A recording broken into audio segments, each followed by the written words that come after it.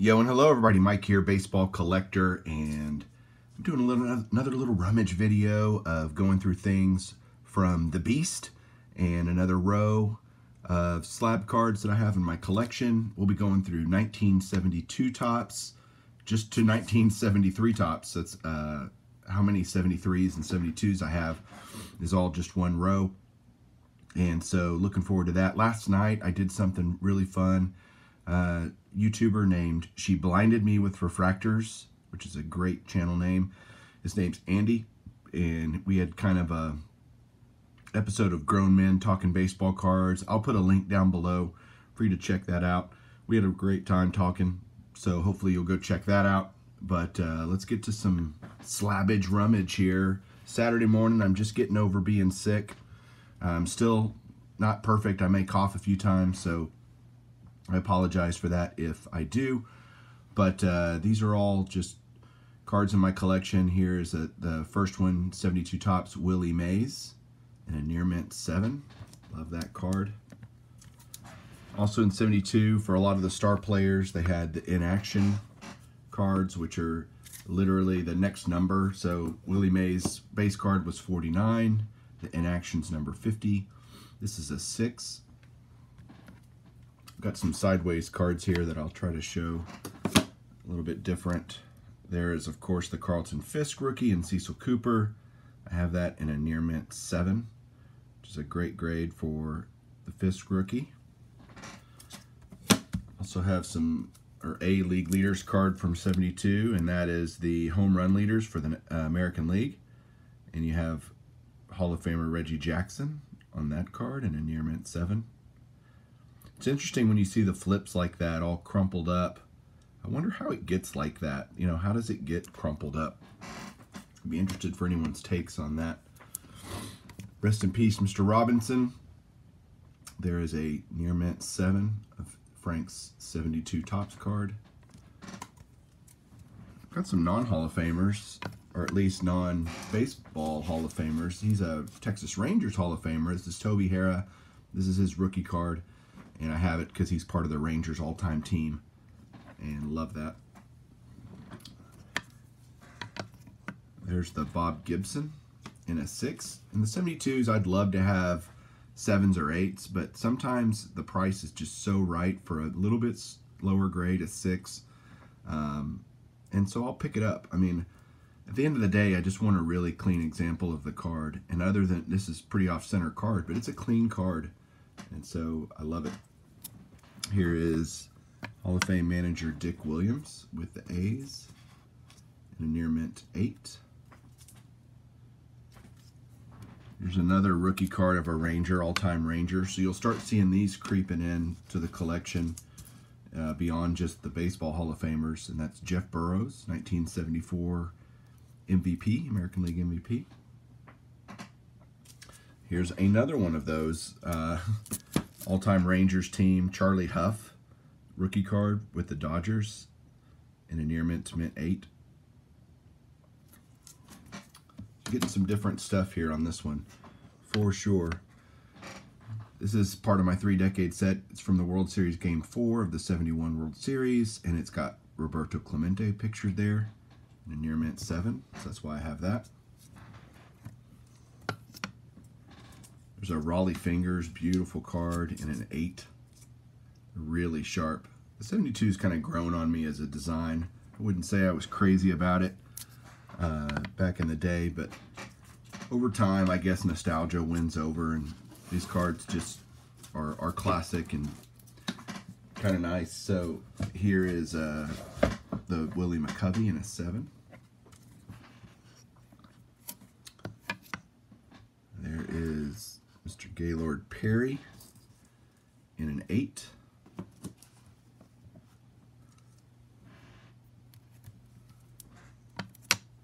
Hank Aaron, this one's tough. His 72 is really expensive and high grade, and so I settled for a 6 on that one, as well as his in-action card. Also settled for a 6. This next one I sent in myself. I sent in the next 2 myself, and it'll tell you how funny grading can be. So there's the Clemente in an 8, which is great. 8s are great. And then I sent in the inaction card, and it came back a 3. So, man, it's just 8 to a 3. Well, you can tell. Jim Catfish Hunter. Beautiful. It's about when the A's are about to start on their run of, I think, 3 straight world championships. They were really good back in the early 70s. Steve Carlton's last card on the Cardinals. He was traded to the Phillies and pitched the 72 season with the Phillies, so you'll see another card of him here in a minute. There's Mr. October himself, Reggie Jackson. That's in a excellent mint 6. As is his inaction card. I guess his action there is he's looking up at the sky or watching a foul ball or something. Here's another Rangers all-time team card rookie. Actually, not a couple of decent players on here. You got Don Baylor, who had a really, really great career, and Johnny Oates, who was the Rangers manager back when they first won their first division titles, and so he's on the Rangers all-time team as the manager. You got Joe Torre. Great card there. Only a 5, but I want to say somebody gave this to me, and I appreciated it, so I took it, no problem. There is Ted Williams. This is his only card. The Rangers started in 72, so this is their first year. You can see he's wearing a Senator's uniform, essentially, that they, blotted out. But this is his only Rangers card, is this 1972 Topps. And I would love to find this autograph someday. He's one of the only Hall of Famers that has been associated with the Rangers that I don't have an autograph of on a Rangers card. So I'd love to maybe get that someday. But there's the 72 and near mint 7. There's the Blyleven and an 8. There's the Santo and an 8 OC. And then his inaction in a 7.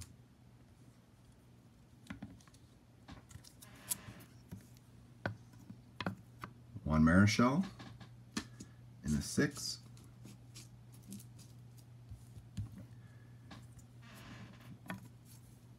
It's a card I definitely want to upgrade. This is Steve Carlton's first Phillies card. He was traded, like I said earlier, and so he had a traded card in the high number series. 72 Topps. This one's an 8 OC. I'd like to just get a straight 8. I think that would be a good grade to get this card in. There's a high number Bill Mazeroski in a near mint 7. That's Mazeroski's last card, as is this one for this Hall of Famer Hoyt Wilhelm. Another high number for him in a near mint to mint 8. The random card of the moment is this one. I think I just bought this because I saw it and just thought it was a really cool example of the Kellogg's. They had gotten away from their, 3D cards that they had been doing for a while, and just did this straight card looking set. And I don't know, I saw this. I was buying other stuff from another buyer, a dealer or a eBay guy, and just thought I'd pick this up because it was so cheap. But I love the 73 Kellogg's. You can see on the back just how cool they look. Really much like just a regular baseball card. Next up, I have a couple of these, starting in 73 now. This great card showing the all-time home run leaders. 73 was the year I was born, so I have a ton of 73 Topps stuff because that was kind of the first year that I started doing all the Hall of Famers. I thought, man, I'm going to do that for my birth year. I thought that'd be a cool project. And that's really what led to all the craziness that I do now with the 3-decade set and everything. But you can see back then, Ruth was still atop. Aaron was chasing him, and Willie Mays would only hit 6 more home runs and end up with 660. But Hank Aaron had a few more to go. Ended up with 755, obviously. I had that card also in a 3. So a 6 and a 3. Upgraded that at some point. Here's the Don Sutton in an 8. Here's the Buddy Bell, one of my favorite all-time players. Buddy Bell rookie cup. Great career. And this one in an 8. Also part of the all-time Rangers team. There's the Clemente in a 7. That's Clemente's last card. He obviously died in 72. Late, December 72, I think it was. And so never even played in the 73 season, but Topps released a card of him. There's quite a few leaders cards with Hall of Famers on them for the 73, and they're all sideways. So there's the NL home run leaders. You got Johnny Bench. I'm sorry, both league home run leaders. You got Johnny Bench for the National League and Dick Allen for the American League. This will be a theme because here's the RBI leaders, Johnny Bench and Dick Allen. Here's stolen base leaders. You got Lou Brock, Hall of Famer, and Bert Campaneris in the 7. It does show on the back, turn it over, all the different leaders, the top 10 or so for each of the categories. Now we'll do some pitching, and you'll see again another theme. You got Steve Carlton and Louis Tiant for earned run average leaders in an 8. Steve Carlton and Nolan Ryan, strikeout leaders in a 6. Both guys had over 300 Ks. That's pretty impressive. Doesn't happen a lot. Another thing I do on the 73s, and really any year, is if there's a manager card that the manager's a Hall of Famer, or there is a coach that was pictured as a Hall of Famer, I'm going to pick that up too. Here is the Cubs, which shows Ernie Banks as a coach for the Cubs, Hall of Famer.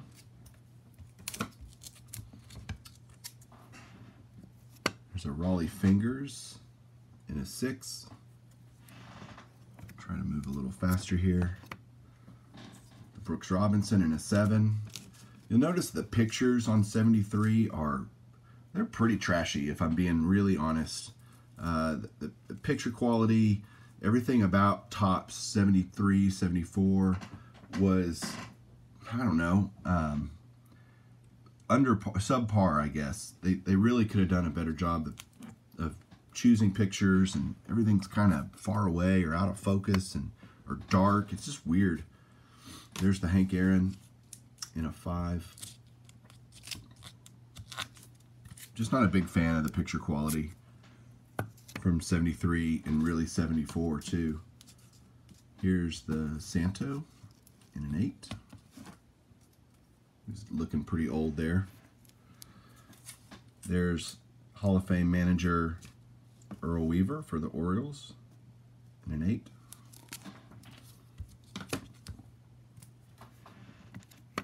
Jim Palmer in a 7.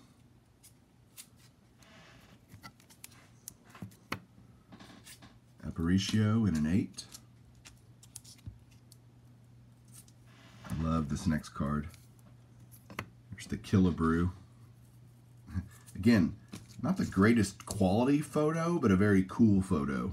So, just showing that Killebrew getting ready to swing, the old stirrups that they used to wear. I just love it. I think that's Boston is where they're at for that picture. The only big Hall of Fame rookie in 73 is this guy here, Goose Gossage.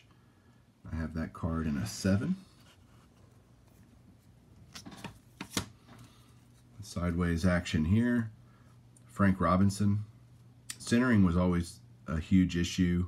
I just lied about the 73. I just thought of another one that's coming up that it's really offensive that I didn't even know who else is in the 73. That's a big rookie. I'll get to that in a second. There's an Air Mint 7 on the Frank Robinson.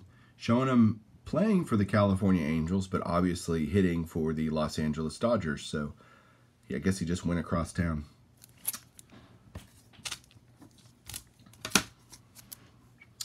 Hall of Famer Dick Williams.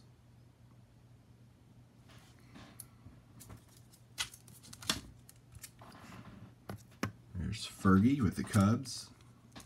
Love that old Cubs uniform. Air Mint 7 on that one. Bob Gibson. That's only a 5. I definitely need to upgrade that card. I don't know why I only have a 5 in that. I'm surprised it's a 5 actually. You can actually see some staining down there. Discoloration of the card. I'm surprised that didn't grade lower. There's the Fisk. Second year Fisk. All-Star Rookie Cup. And a 6.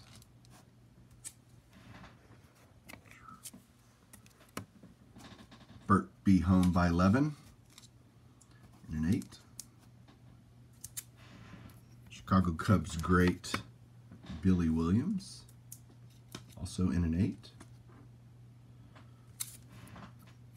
All of Nolan Ryan's stuff is super expensive, but his early 70s stuff is really expensive too. Sorry, I'm going to put some of these up while you're staring at Nolan, just so I can not get too overwhelmed here. Yeah, there he is with the Angels in only a 6, but his stuff, like I said, really expensive. Next up is Joe Morgan. That's a 6 ST stain. So really it's the equivalent of a 4, so probably need to upgrade that one as well.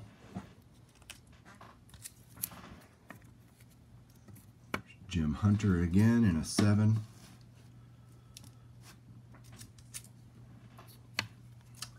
Hall of Fame player turned manager is Eddie Matthews here, managing the Braves. 6 on that. These are hard to find. The manager cards are hard to find graded because not many people grade them. They're just not that popular. There is the Yaz in a 6.5. That's a good picture. Much better than this one. So you got the clarity of the Yaz on the left, and then the blurry, dark, far away looking picture of Reggie on the right. So definitely quality control wasn't at its best then. Here's a case of buying a card I forgot that I had.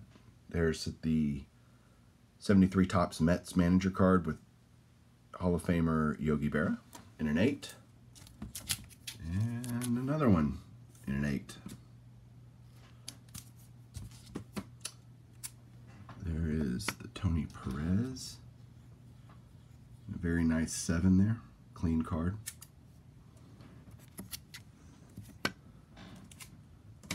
Mr. Al Kaline in a 7.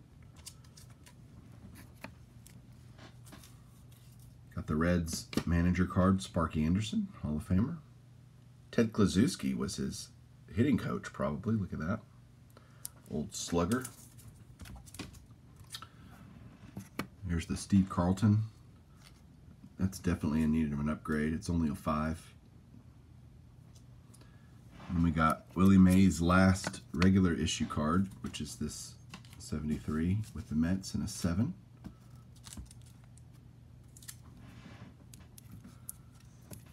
There's the Lou Brock in a 6. Rod Carew in a 7. It's a pretty typical pose for Rod Carew, kneeling like a second baseman. It's an old slab too, man. They also had this little subset within regular set of these boyhood photos of the stars. And so you got Jim Palmer today down in the inset picture, and Jim Palmer as a kid playing in the pool. And there's several others that I need. I only have a few of them. Gaylord Perry here, boyhood photos of the stars, and an 8.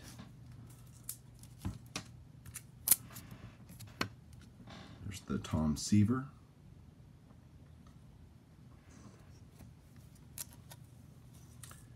The Willie Stargell.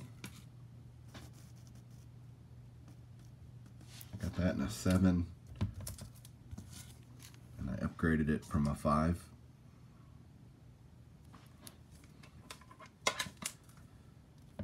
Next is the Expos team card, manager card, and one of their coaches was Hall of Famer Larry Doby. Very cool. Johnny Bench, that's another great picture. Great action shot of Johnny Bench catching a foul ball, heading to the dugout. Very neat. 2 more cards and we're done with this row. Here's the Gaylord Perry regular card, also only a 5. Probably a upgrade needed there. And then the last card today will be this one. And it's the Willie McCovey. So there you go, guys. Another row down and plenty more to go. Hope you enjoyed it. Thanks for sticking around if you did this long. And we'll catch you guys soon. Keep collecting.